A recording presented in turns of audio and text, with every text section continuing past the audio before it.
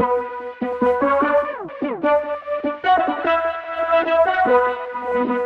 everybody. Welcome back to another fantastic edition of the show. Thank you so much for tuning in. We salute you and thank you for being a part of the show. Once again, we know that your eyes and ears can be somewhere else. You can be tuned in to a whole lot of other creators, but you're here rocking with the His and Her Money Show. And for that, we say thank you.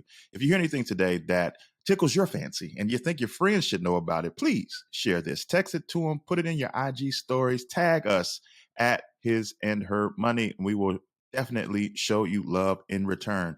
We are excited about today's episode because one of our heroes is on the mic today, man. He along with some of his colleagues, have really helped the masses understand, get into real estate investing. I'm talking about none other than Brandon Turner, who is a part of the leadership over at BiggerPockets. He is also the co-host of the podcast that we all have grown to love over the years, the BiggerPockets podcast, along with a slew of other accomplishments. But he's here because he has a brand new book. All his books have been great, but he has another one talking about the Multifamily Millionaire, Volume 1, which leaves us hanging to know that there's a Volume 2. But for now, we're going to be dealing with Volume 1. So get your pen, get your paper. If you thought about this, if you've been wondering about the real estate investing game, specifically when it comes to multifamily investing, this is the episode for you. So get your pen, get your paper, or get your notes app ready because we're about to get Brandon on and he's about to break this down for us. Hey, Brandon, welcome to the His and Her Money Show. Dude, this is awesome. Thank you for having me. I'm like super honored. Not even kidding. Like this is a huge honor for me. Thank you. We appreciate that, man. We have been watching you do your thing for a very long time. You've helped so many people. You've helped us to grow in our knowledge and understanding of the real estate investing game. So we just want to take a moment just to salute you and all your team over there at BiggerPockets for the work that you guys do. It's incredible and super helpful. So thank you for that. But some people are being introduced to you for the very first time right here, right now. So can you say hello to them and let them know what you are all about? Sure, man. What's up, everyone? My name is Brandon Turner, and I, let's see, originally back in the day, I grew up in Minnesota and then went to college, didn't know what to do with my life, decided to be a lawyer. And then I read a John Grisham book and I was like, yeah, that doesn't sound fun. He's like a fiction writer, but he just like hates lawyers. And I realized that the life of a lawyer is like, work for 50 or 60 years. And if you put in 60, 70, 80 hours a week for most of that time, you can retire and die rich. And I was like, that just sounds like an awful life. And so I started kind of kicking around, looking at other things. And while kind of trying to figure out what I want to do with my life, I bought a house and that I rented out the bedrooms. And I was like, hey, this is kind of cool. And then I bought a duplex where I lived in one of the units and rent out the other unit. And again, I was like, this is kind of cool. I'm living for free. And that's turned into a whole bunch more real estate over the last 15 years. And so now I think we own roughly 2,500 rental units right now between myself and my company that we started. Yeah, it's crazy. And that's what I do. Now I buy real estate and I teach about real estate. My God, 2,500. I didn't even know it was up to that high level, man. You're killing it. Thanks, man. Oh, we're closing 530 unit apartment complex today. And by the way, just so people know, like, it doesn't mean I am buying a 530 unit, right? It's like I own a company that we raise money from investors and they give us money and then we go and buy big properties and we manage it and then we take a piece of that. So I own a piece of 530 units, but it's not quite as cool as it might sound. No, it sounds pretty cool. It's better than a piece of nothing, Brandon. Yeah, there you go. How about that? There you go. I like so that. Take us back, way back, because you are, unbeknownst to you back then, you were walking in something that now has been popularized, known as house hacking. Yeah. So take us back when that phrase wasn't out there. There was no BiggerPockets podcast. There was no BiggerPockets book about house hacking out there. Where the heck did you get the idea to rent out rooms in your house to people? Yeah, so it actually started even before what I mentioned earlier. I bought that house when I was 21, but even before that, when I was 19, I rented a 4-bedroom apartment, just like an apartment in like a nice little suburban area while I was going to college and like a community college. And I rented out the bedrooms to like 4 or 3 other dudes that were at the community college. And then I rented out my room because I was like, wait, if I rented out my room and I lived on the couch, I could live for free. And so that's literally how I got through a lot of college, was by rent house hacking. And then when I decided to kind of like, I don't know, I needed to settle down a little bit. Like I met my wife, we were talking about getting married. I'm like, I need to find a house to rent because I don't want to rent an apartment anymore. And that's when I met a real estate agent. This is 07, right? 07, before the crash. And she's like, well, what kind of income, what kind of income do you have? I'm like, I make like $9 an hour working at Cold Stone Creamery. I scoop an ice cream. And it's like, oh, what's your credit like? I'm like, I got no credit. I've never bought anything with credit. What's, job security? None. All this stuff going against me. Like, all right, great. You qualify for, $250,000 in loans. Cause this was 07, the glory days of lending. So they let me buy a house. But at the time, all I knew was, I was like, well, if I buy the cheapest house in town, that's probably a good idea. I didn't know anything more than that. Just my mom was a garage sale mom. So she always taught me to try to get a bargain. So we'd go garage selling every Saturday. And I went garage selling and I bought a house and paid $80,000 for it. And it needed a ton of work. And so I bought the book from Home Depot. It was called 1, 2, 3 Home Improvement, big orange book. A lot of people have it in their house. And it was like, here's how to change an outlet and here's how to paint. And using that book, I mean, this is even like pre-YouTube. I mean, YouTube was around, I think, in 07, but I didn't use it. I was just a book. And I figured out how to do stuff. And that's how it all started. So just buying that house. Yeah. And why not rent out the bedrooms? It was a 4-bedroom house. I didn't need them all. And that's how the whole house hacking idea started. It was right there. Did this continue after the wedding? Was your wife cool with this? Sort of. So we got married, and then I kicked the buddies all out of the house, and then she moved into the house, and she didn't want to live with a bunch of buddies. But at the time, I looked at that house, and it actually started, funny enough, it started because I decided I wanted to go to Europe. I just had this idea one time. I was actually, of all places, I'm sitting in church and my mind's wandering. I have no idea what the guy was talking about, but somehow I got onto the idea of like, I want to go backpack Europe for a year. And I started asking the question, well, how would I do that? Like, how would I afford to do that? And then I had the idea, well, if I sold my house, I could probably make like $20,000. And when you're 21, $20,000 is a ton of money. And I started thinking more and more about it. So that's what I did. I sold my house, but instead of the $20,000, actually, I instead of going to Europe, I ended up I used that money for the wedding, basically. Paid off my wife's car, used it for the wedding, and found myself out of debt at that point, mostly, but didn't have anywhere to live and didn't have any money for Europe.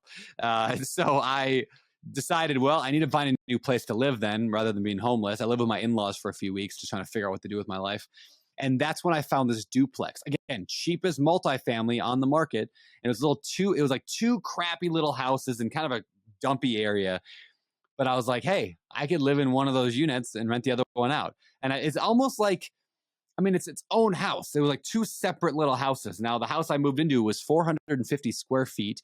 It was literally 6 inches off the alley. So people would drive by at night. Like my head was like 6 inches from the car on the other side of the wall. And it was amazing. It was amazing because I remember my tenants coming over, and I rented to some buddy of mine, which is a terrible idea. Don't rent to your friends. But I rented to this buddy of mine, and he comes over and he hands me $650 in cash. And I remember just like holding that thinking, well, shoot, like this is a game changer. Like my whole mortgage is only like $620. So if I did this a lot of times with a lot of properties, I wouldn't have to work forever. And that was kind of like the aha moment for me, was if I did this with a lot of units, and so that's what I did. And I just started collecting units from that point forward and house hacked kind of all the way through. Even today, I live in a $2 million house today in Maui, like overlooking the ocean, not on the ocean, but I'm up on the hillside looking at the ocean, and stupid nice house. And I house hack it. In fact, I leave my basement open. Like I rent it out to either family or friends, or I rent it out to people visiting, like kind of vacation rental style, people that I know anyway. And then the back house, it's 3 units. So the other house that's on the property, I rent out to, ironically, another buddy of mine, which again, terrible idea. Don't do that. But this one's actually working okay. Terrible idea, and you're still doing it, huh? I'm still doing it. Yeah. It was a buddy of mine. He's actually a business partner / buddy, Ryan. And he came out here to help me move. Just like, I was like, can you just come help me like unload my trailer or my shipping container that I moved to Hawaii with. And he gets here, and about a weekend, I was like, "Hey, would you help me find a tenant for my extra unit here?" Because he was a landlord, he knew how to do that stuff too. And then he's like, "Well, I'll I'll live there," and I was like, "Okay." So anyway, I'm still house hacking today. So people who are like, "You can't house hack once you get married," or "You can't like." I don't want to live, I don't want to rent a bedroom to some random dude. I'm like, there's a lot of different ways to house hack. And living in a multi-million-dollar house in Maui potentially for free. Like, I mean, I could live for free if I wanted to. It's crazy. It's literally the one regret that I have. I've done some dumb things in money early in my young years, done some great things later on with my wife. But when people ask us advice, I always, always tell them to house hack. It's the one regret. I didn't know anything about it. I had never heard about it till way later. And it's the one thing that I tell, especially like a young couple, no kids. And I said, instead of buying your quote unquote dream house, why don't you house hack? And then you can move out a year later, and then maybe you can get the dream house, but now you got this asset too. So you're the guy. You pumped this message long before I did, and you do a way better job of explaining it. Tell people why they should really, really consider house hacking as a wealth building tool. Yeah, I'll tell you a few reasons. Number one, house hacking, when you are going to live in the property, you're allowed a loan that's as low as zero down if you're a military, veteran or an active service member. But otherwise, if you're not, 3.5% down. So we're talking like you can buy a $200,000 house or duplex or whatever for under 10 grand total. So like if you can save up 10 grand, you can get yourself a house that then you rent out the other units, and boom, you're now living for free or at least cheap. I mean, some people are like, well, I live in New York or LA or Seattle. I can't live for free. I'm like, okay, well, can you live cheaper than you live normally? Can you buy that house that has that extra space somewhere, or there's like that extra garage unit or attic or whatever, and rent that out? Or you live in that unit when you're real young and real, like you don't have a big family. You live in that smaller area, the ADU, they call them. That's kind of the industry term is ADU. You live in that unit and you rent out the main house. Now you're living for free or cheap. So anyway, the 3.5% down thing is awesome. It's also, house hacking gives you, like, usually you're going to get a 30-year fixed mortgage. Now, for those who don't know, it basically means that your loan can't change. It's there. It's like in concrete, the same payment every month, no matter what the economy does. But what does go up over time? Rent. Like, rent goes up, especially when the government's printing the kind of money they're printing today. Like, we've seen rents go drastically through the roof. So you buy this property for almost no money down. You live in it, and 5 years later, 10 years later, what's gone up? The property value's gone up, most likely. I mean, yes, there's dips in the market, but on average, it goes up by 3 to 5% per year across the last 100 years, depending on where you're at. And then, or if you're in Austin, like 30% per year right now. It's crazy. And your rents have gone up. So even if you were like only breaking even in the beginning, 5 years from now, you're probably not breaking even. 10 years from now, you're really not breaking even. And it just gets better with time. And there's tax benefits to doing it. There's like, it's like landlording light. It's like having training wheels on to learn how to be a real estate investor, because you're there. If something breaks, you can go take care of it, or you can walk over there and fix it, or call a plumber and have them come fix it. It's just a very easy, low barrier to entry way to decide, do I want to invest in real estate for a career or to build massive wealth? And I think for those reasons and a million more, house hacking is amazing. So one of the most popular used vehicles to do that is a multi-family type of property. You've bought all types of properties over your career, and your new book is called The Multifamily Millionaire Volume 1. Why do you want people to take a look at going the multifamily route with this new book? Yeah, so I love multifamily because of a couple reasons. One, I love the house hacking aspect. If you can house hack, awesome. But even if you don't want to do that, like, multifamily allows you to buy real estate at, I don't call it a discount, but basically you get this economy of scale. Like, let's say in your area, a house is $400,000. Right? Some areas are way less. You can get it for 100. Some areas you got to pay $1 million, like in Hawaii. But let's just say $400,000. A duplex is not going to be $800,000. A triplex is not going to be 1.2 million. It's more like the house is 400,000, the duplex is 450,000. It's not that much more money in an area to buy the duplex. Maybe it's 500,000, but it's not double to double the amount of rent you're getting. It's not triple to get triple the amount of rent you're getting. So you can scale significantly faster. And I'm not saying everybody has to go and start buying like 100 unit. Like that's a terrible idea for most people. Like there's so many things you don't know. You don't know what you don't know. So trying to jump in and buying some huge thing, which is why we actually have the volume one, which I wrote, and I heavily wrote volume one. And then my partner, who's my business partner and my writing partner, Brian Murray, he actually wrote volume two, most of it anyway. We kind of collaborated, but volume two is like how to buy the 100 unit. But for 99% of people out there, like right now that are new to real estate, volume one is just, yeah, it's like, here's how to buy that duplex or that fourplex or that 8 unit, something on the smaller side that most of us could handle if we saved up some money or brought in a partner who had some money, they could pull it off. What is some of the, I guess, maybe general rules when it comes to evaluating a multifamily unit? We know that there are rules out there like the 1% rule. And you know what? Let me back up. By definition, just to be clear, what is a multifamily unit? So we dispel myths. Like some people you said might be jumping right to an apartment high-rise building downtown in their mind when you say multifamily. Yeah. Yeah. So multifamily is really just anything where there's 2 or more families or 2 or more individual people can live. So I would not consider a house where you rent out the bedrooms. That's not really how multifamily. You can use it as a multifamily. You kind of hack it to be that way. But when I talk multifamily, I'm really talking 2 units and above. There's a ton of different types of multifamily. In fact, in the book, one of the chapters of the book is just all on the different types. There's the small multifamily. There's the I call them like monster houses, which was like a single family house at one point, and then they added on all these little like sections and crappy remodeling and all that. And they turned it into like this Frankenstein monster. I'm not saying they're bad. I mean, I own some monster houses, but that's a type of multifamily. They were not meant to be a multifamily. They're meant to be single family.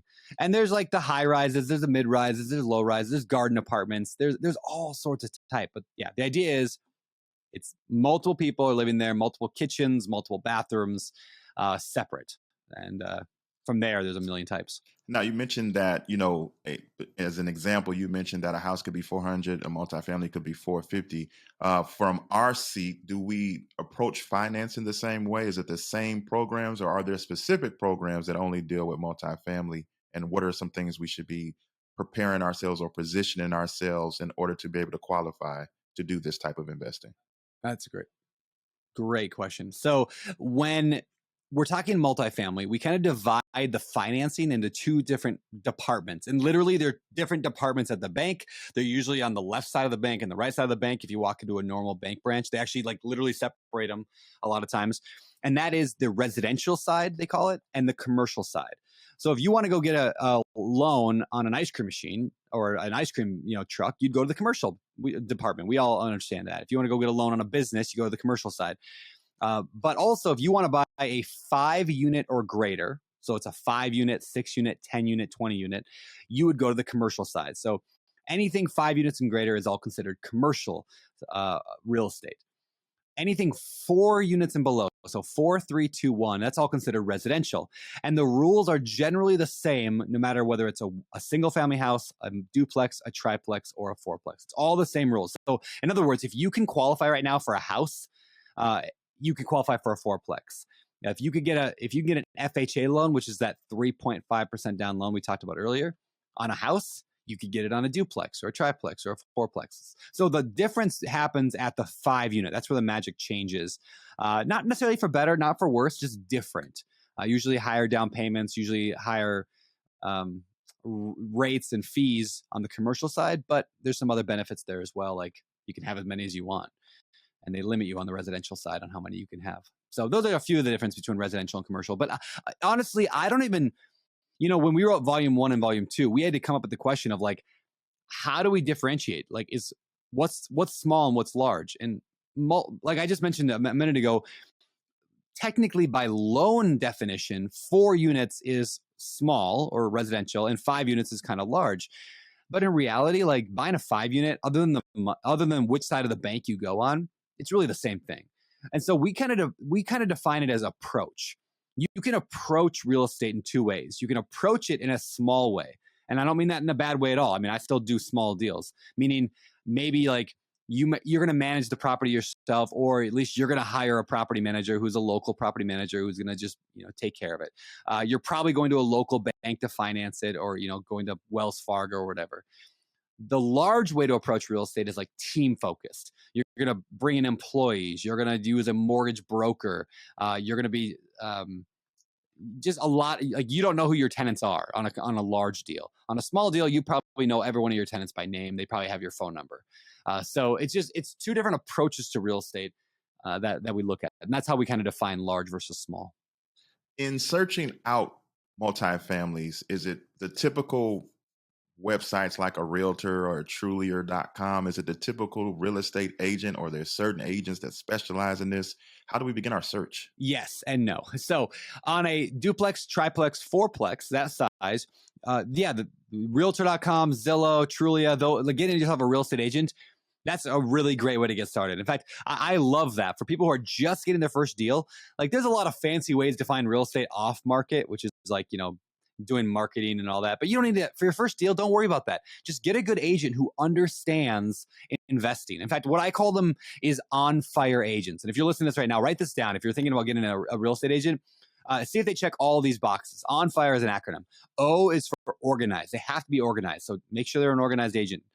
N is networked. In other words, they are well networked in their community. They understand their community. They've been there for a while. F, so on fire. F stands for focused on you. Like you can tell in a conversation with an agent if they only care about their own commission or if they actually want to help you find what's best for you.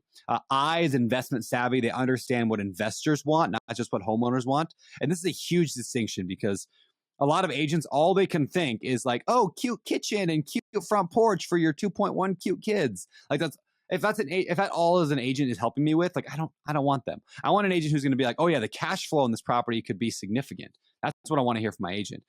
So ONFI, and then R is for responsive. They get back to you right away, and E is experienced. If you can find an agent that meets those, 6 things, like you have such a head start on everyone else because most agents don't meet those qualifications. So get an agent, find yourself a 4, 3, 2, or 1 unit with that agent. You'll be fine. The bigger stuff, though, you're going to want a commercial real estate broker, and they'll help you find the bigger deals.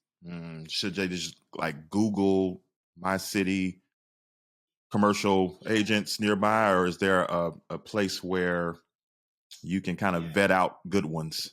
There's not like necessary. I mean, you go to BiggerPockets, you can find people there and you can see reviews and all that. It's not a bad place to start. One trick that I like to do is I like to go to a website called LoopNet, LoopNet.com. So LoopNet is kind of like realtor.com or Zillow, but for commercial properties. So big stuff, shopping malls, apartment complexes, things like that. So what's cool about LoopNet though is one, you might not find a home run deal there, but you might find something. But more importantly is you can find out who the commercial brokers are that are listing their properties for sale. Like you go to any listing on LoopNet and you're like, oh, there's a 12 unit for sale in my town. Who's the broker who's listing it for sale? Oh, it's John Henry. Great. I'm going to call up John Henry and say, hey man, I'm looking for a commercial real estate deal. What can you help me with? So that's what I like about LoopNet. It's not so much the deals they have on there or the properties have on there, but the connection to the commercial brokers can be a good way to do it. And again, same thing. You want that on-fire agent. You want to interview a few of them. Try to find somebody you jive well with, but also is, meets all those qualifications, being organized, networked, focused on you, investment savvy, responsive, and experienced. Awesome. Now, what type of advice do you give on preparing ourselves as the investor financially, in the sense of, with the approach of investing in a multifamily versus a single family? And if there's rehab, I may have to rehab 2 or 3 or 4 units as opposed to rehabbing one place. What type of reserves are, obviously, home prices are different in different parts of the country, but I don't know if we can work with percentages or just like really low bottom line type numbers, or what advice for somebody's like, okay, what type of money do I need to put to the side in order to step into this arena of investing into multifamily wisely? Yeah, good question. So yeah, like you said, I mean, you nailed it. It does depend a lot on where you live, right? So if you're going to buy a triplex here in Hawaii, you're going to pay 1.5 million. If you're going to buy a triplex in Cincinnati, you're going to pay 150,000. So it really depends. But at the same time, rents in Hawaii are going to be $3,000 a unit. Rents in Cincinnati are $300 a unit. So they're very, it very much depends on where you're at. Now that said, and this is important about just in general, all real estate, is real estate works everywhere and the entire planet. I don't know, maybe not North Korea, but real estate investing works everywhere. But not all real estate works in every location. In other words, like there's something that works no matter where you live in the world. There are people making money invested in real estate in your market right now. It just might not be the strategy that you want to do. For example, maybe if you're in Southern California, rental properties don't work very good, but vacation rentals work really good, maybe, or maybe house flipping works really good. Something works in every area. So you have a choice. Is if you have the money and you can invest in a more expensive market, maybe where you live, you could find something there. And so again, I think like buying if you're in the big cities, right, like New York, Seattle, Denver, buying something in the $500,000-$600,000 range for multifamily for a duplex is probably pretty reasonable. If you're in a crazy market like San Diego or Maui, you're probably going to pay more, like $1 million. But again, if you're in any of the Midwest states or even like a couple hours outside the big cities, like I used to live, all my first deals I talked about earlier, all those early multifamilies, they were 2 hours outside of Seattle. Seattle average duplex is probably $700,000. The area I was investing in, which is called Grays Harbor County, average duplex was like $100,000. So like just by driving a couple hours, you can find these low price pockets. Now, again, the rent's going to be lower there. So it's kind of relative. But if you don't have a lot of cash, you can start with a lower end market. And again, if you're going to house hack it, how much money do you need to buy it? 3.5% down will get you at. In fact, there's even a loan. This is cool. If you're looking at a fixer upper or you have a property you know needs some work, like a multifamily, there's a loan called you can write this down, everyone, 203K. 203K loan. I know Wells Fargo offers them. A lot of banks will offer them. What it is, it's a 3.5% down loan, just like the FHA, but it has this added benefit where you can wrap in the repair costs into it. So let's say you find this duplex for $200,000, but it needs $50,000 of work. They take the 200 plus the 50, you're at 250, and that you just pay 3.5% of that 250, and they'll fund the repairs. Now, there's a lot of red tape and a lot of paperwork and stuff that goes with that. It's not just snap your finger and they give you a check for $50,000. But for people who want it and they want to fix something up and make it nice and don't have a lot of money, that could be a really cool avenue. So again, how much money do you need? It really depends on how creative you want to be. I do most real estate with no money down, always have. And there's a lot of strategies we could talk about there. But if you want to put money down, it depends on your market. So that was kind of a wishy-washy answer there. But, in one word, depends. No, that was fantastic. Now I know people are not going to let me move on because you said I always do no money down. So I don't know what's out there that's no money down these days. Brandon, is there a couple things you can throw out there that people need to consider or look up or research? Yeah. My favorite strategy, and it always has been, and I still do it today, and I've done it since the beginning, is using partners. And here's the logic behind this. And I'm not just talking 50-50 partners, but there's a million ways to structure it. To put together a real estate deal, you need three things. You need knowledge to be able to go find deals, to be able to know what a good deal is, to run the numbers. You need knowledge to be able to know what you're doing. Number two, you need action, or what I call hustle. You got to actually do the work. You got to analyze a bunch of deals. You got to make the offers. You got to bring together the people and open the bank account and all that. So you need knowledge, you need hustle, and you need money. But the beautiful part about real estate is that you don't need all three. So if you can bring the knowledge and the hustle and have somebody else bring the money who maybe doesn't have the knowledge or the hustle, you can buy real estate with no money down all day long. I mean, I'll give you an example. True story. I bought a 3-unit property, multifamily. One of my very first multifamilies was a triplex. At the time, I had no job. I had no real income. I was trying to fix up houses and sell them, trying to flip houses for income, but the market was crashing all around us. This is like 2011. And I found this triplex, and it was a great deal, and I really wanted it. But I had no money, no credit, and no job. So what I did is I found the property, I put it under contract, so I locked it up. And then I went to a friend of mine and just said, hey, and this is how I do it without making it awkward. I said, hey, I got this really amazing real estate deal that I'm trying to take down. But I'm looking for a partner who can bring the down payment, and then I handle the rest of it, the management, the construction. I'll deal with it all. I'm just looking to find a partner who wants to bring the down payment. I need like 30 or 40 grand. Do you know anybody that would be interested in that? Now, really, I was asking him, like I was asking my buddy, do you want a partner? But I didn't want that to be weird, right? I wanted him to have the easy out so it doesn't make our relationship weird. And of course, he answered the exact way I thought he would. Oh, really? I might be interested in that. Now, a lot of people are thinking, well, I don't have rich family and friends. Understand, this person, they were like a county worker. They just worked at the county. They were very like middle class, but they had equity in their house. Like they didn't even have the cash just sitting around. They just had equity in their house because they lived in their house for a decade. But you know what else they had? They had a great job.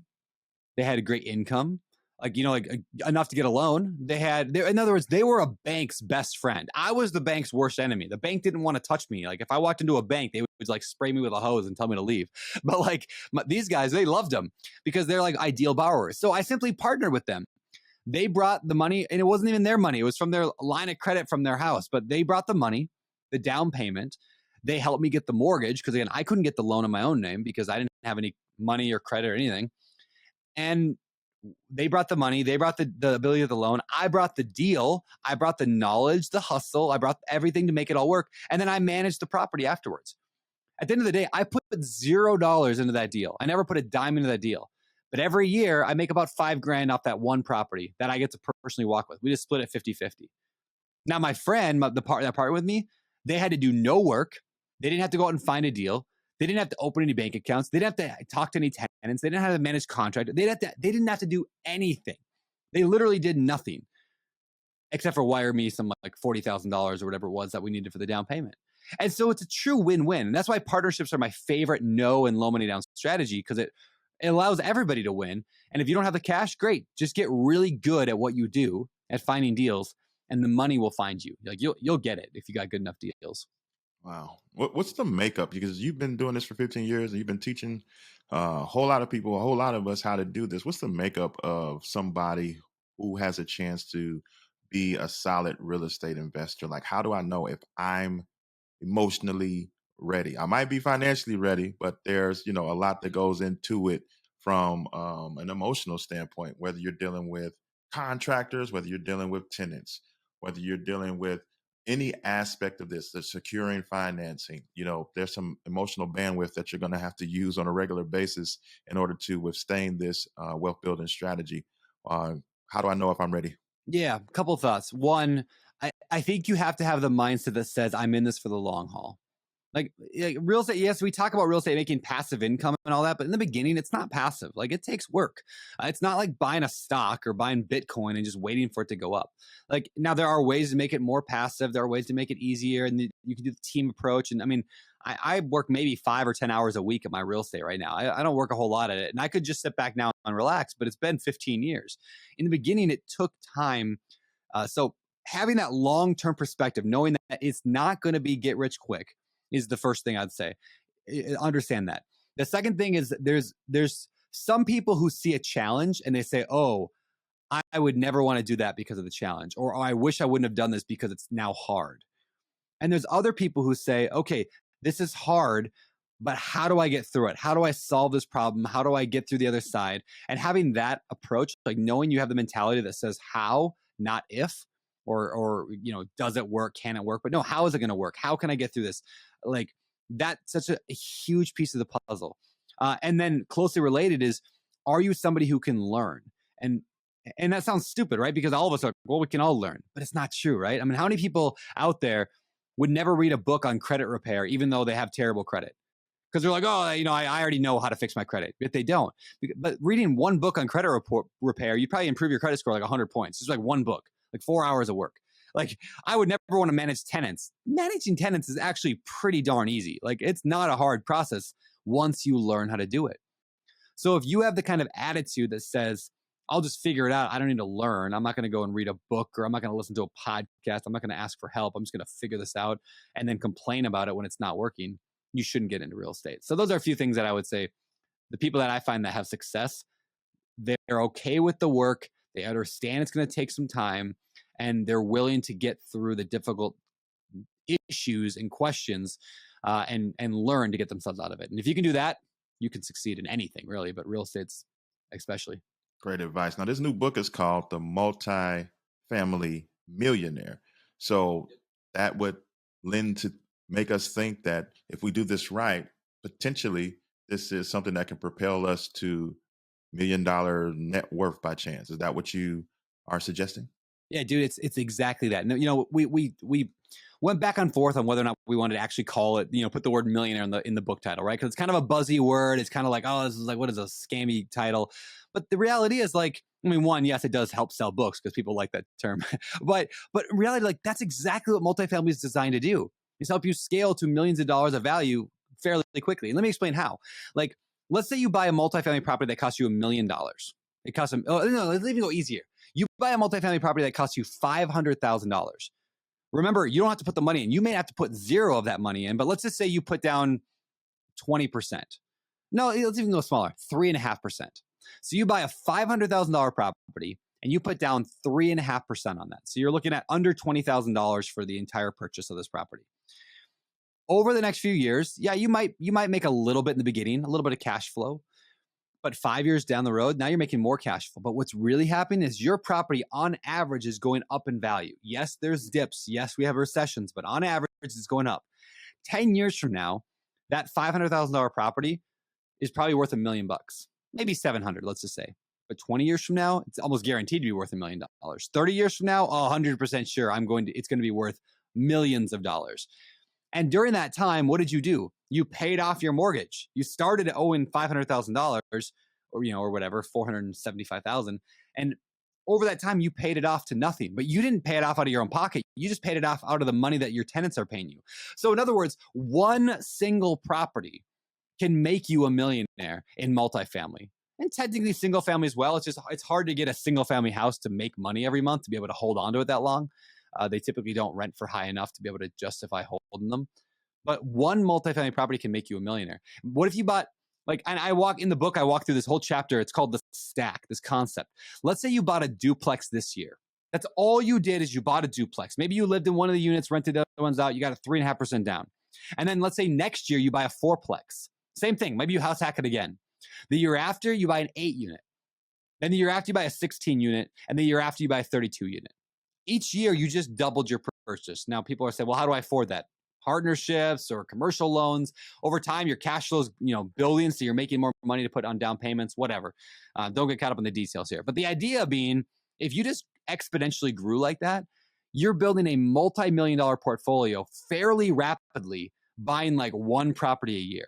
And that's why I love multifamily so much, is because it allows you to scale so quickly into millions of dollars of assets that make you money every month and go up in value, and the loan gets paid off, and you get the tax benefits. And I don't want to go into the tax benefits because it's a boring conversation, but I can just tell you, I had on paper last year over $1 million in quote unquote losses.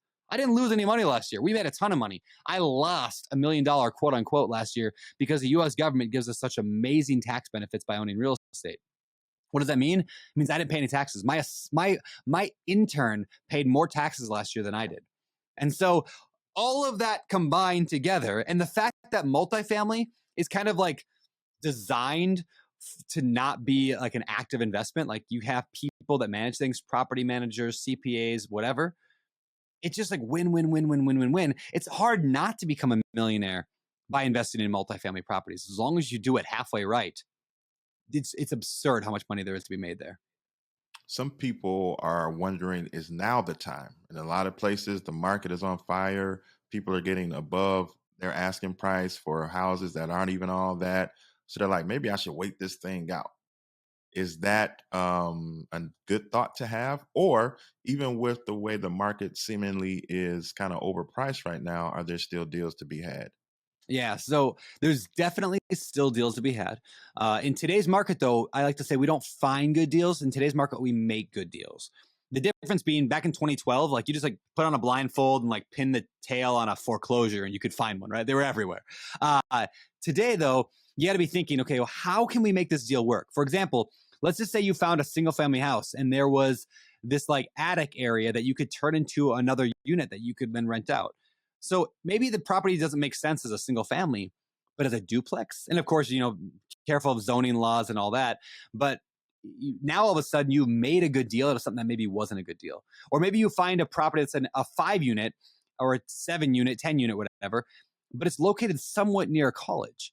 and you're like, well, it's been mismanaged for years. The rents are too low, but I'm going to go ahead and remodel it, make it look nicer. I'm going to rent it out to students at this college, and their parents are going to co-sign. And all of a sudden, you take what was a mediocre investment and you made it great.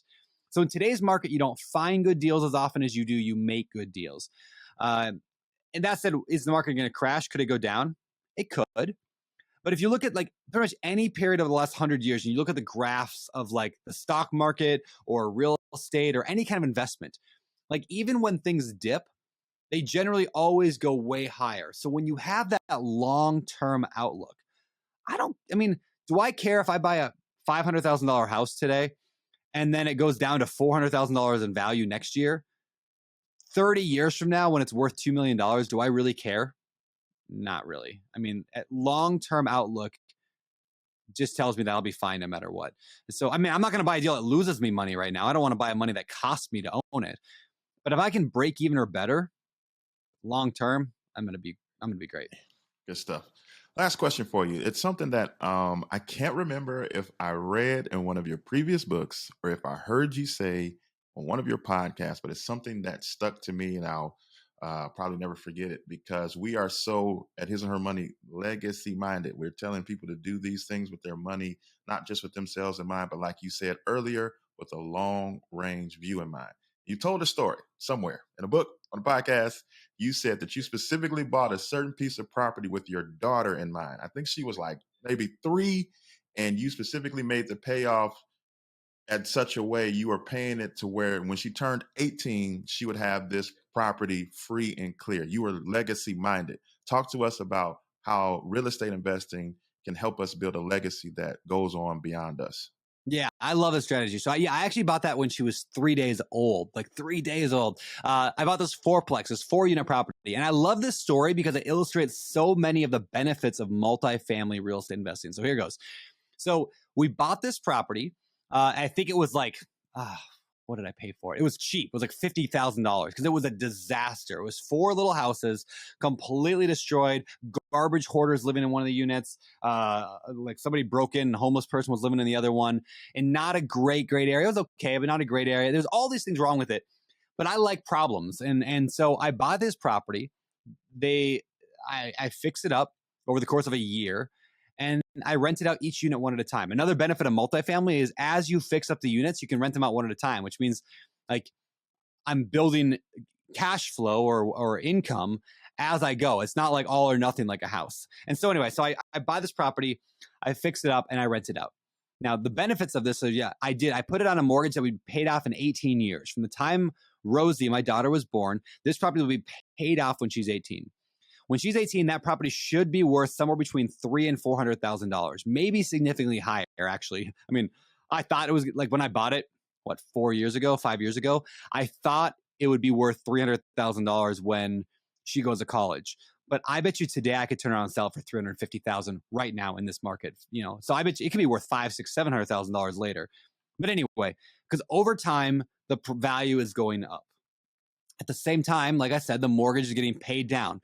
I literally went to like Dave Ramsey's mortgage calculator that shows you if you make an extra payment, how fast can you pay off a property? I figured if I made an extra like $130 a month or $140 a month payment on the mortgage, it would pay it off in 18 years instead of 30 years. I was like, all right. So I just set up that automatic payment. So it goes every single month, a little bit extra. So in 18 years from now, or now, 13 years from now, that probably will be worth $300,000, $400,000, $500,000. We will owe nothing on it. And so at the end of that time, we can sell the property, or we can go get a loan on it. We can go what they call refinance. We can go get a new mortgage on it. The bank gives us a tax-free loan. We don't have to pay taxes on this money of like $300,000. And my daughter's college is entirely paid for at that point because of one property that I bought 18 years earlier. But here's what's also cool. 2 things. Number one, that property makes me almost $1,500 every single month in profit right now because rents have gone up in the last few years since owning it. And it was a good deal to begin with. And it needed a lot of work and I fixed it up. So now I'm making money. Now, Rosie doesn't get that money. That's for daddy. I get that money. I can go spend it on whatever I want. But it helps me live a cool life in Hawaii. It's just extra money. I get to put it in savings. I can buy more property with it, whatever. But the best part of this entire, there's also tax benefits. I won't go into that. The best part of this entire deal, though, is that I have a real tangible example of the power of buying assets for my daughter Rosie and for my son Wilder. So I get to show them, like, this is your property. So when my daughter's old enough to do math, which she's going to start this year, she's going into kindergarten, so she'll be doing a little bit of math. Guess what math she'll be doing? She'll be doing a profit loss statement on a rental property. Like, as soon as she can understand it, this much came in, and I might take off some zeros so it's easier, right? Like 20 came in and 18 went out. Like, what's your and then when she's old enough to know like how to talk to property managers, guess who's going to be calling the property manager? And like, in other words, over the next 15 years from now or 13 years from now, she gets to see a real tangible example of the life-changing power of real estate.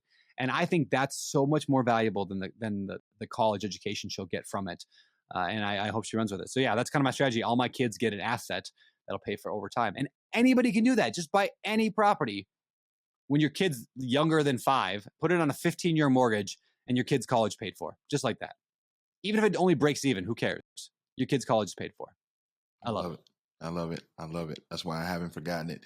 Now, tell people, because you've created a guide to help people on this journey. They don't have to figure it out on their own if they want to get into this multifamily game. You have written the blueprint. So tell everybody a little bit about what they'll find inside the book and where they can pick up a copy for themselves. Sure, man. Thanks. Yeah, I mean, like I said earlier, it's volume 1 is all about the smaller deals. Volume 2, if you want to get that one at some point, it's all about the bigger deals, the team-based focus. So depending on where you're at in your journey, pick one of those.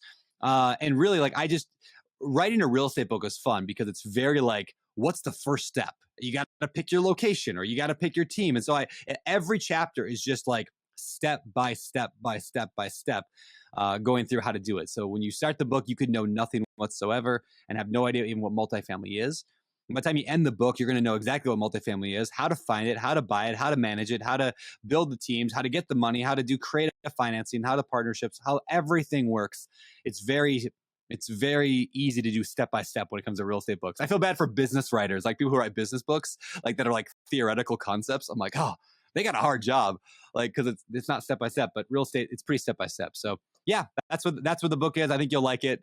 You can get it pretty much anywhere books are sold. In fact, I think it came out on Kindle today. It comes out on the physical version on Amazon shortly, but you can buy the physical version on BiggerPockets as well right now. BiggerPockets.com/store. STORE. Awesome. So tell everybody about the show and where they can find you on social media so they can keep up with you. Sure. Yeah, I'm the host of the BiggerPockets podcast, and I've been doing that now for almost 10 years, which is crazy that much time has gone by. And BiggerPockets podcast you can find anywhere. There's a bunch of podcasts at BP now, but we're the BiggerPockets real estate podcast. We also have a show called Rookie and Money, which is awesome, and they're all awesome. Let's see. You can find me on Instagram. That's right. I'm like a 13-year-old girl on Instagram. I'm on there all day. Beardy Brandon. And I just got TikTok as well. And I got a post this morning on TikTok that got like 200,000 views. And that was the most by about 100-fold I've ever gotten before. So Instagram or TikTok at Beardy Brandon, beard with a Y. Awesome. Brandon, thank you so much for taking time out of your busy schedule, sharing this wealth of information. I'm sure people are going to come get that book so that they can take what you taught us today and go and take it to a whole nother level. So we really appreciate you making some time for us. Thank you. I appreciate you letting me talk about myself. It's always fun. There you have it, ladies and gentlemen. Another fantastic episode is in the books. Speaking of books, make sure that you go and get Brandon's new book, The Multifamily Millionaire Volume 1. We have links to it in the show notes of this episode that you can make click and you can get the book right away. You don't have to figure this out on your own. Brandon took the time to create a blueprint, and all his books are great. They're very thorough, and he makes it seem realistic when it comes to real estate investing, because it is. This is something you can do. That was a powerful example he gave about how he's using this not just to build wealth for himself, but also as a tool for his children to have a head start that most of us wish we would have had. And guess what? You have the power to do it too. So don't just listen to this information, but take the information and execute upon it. That's all we got for this time, guys. It's been great. Until next time, peace.